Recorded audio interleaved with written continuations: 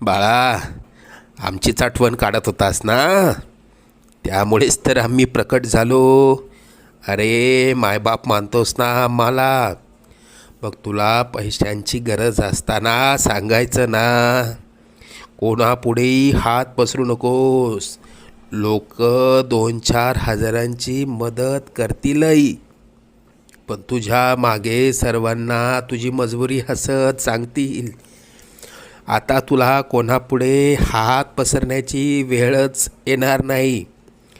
तू आजपर्यंत भरपूर दुःख सहन केलंस. लवकरच तुझ्या रडक्या भाग्यात सुखाचे दिवस येतील. तुझ्या मनात असलेली इच्छा पूर्ण होऊन अक्कलकोटला पेढे घेऊन येणं होईल. येशील ना आम्हाला भेटायला अक्कलकोटला? सगळं